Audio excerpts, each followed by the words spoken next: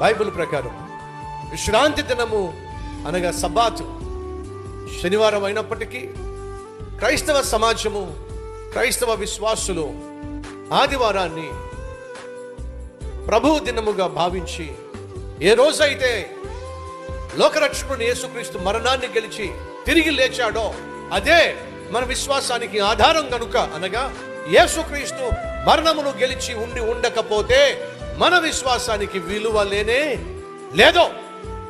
ఇతర విశ్వాసాలకు మన విశ్వాసానికి ఉన్న గొప్ప వ్యత్యాసం ఏమిటయ్యా అంటే, మనము సేవిస్తున్న దేవుడు మరణించి తిరిగి లేచాడో.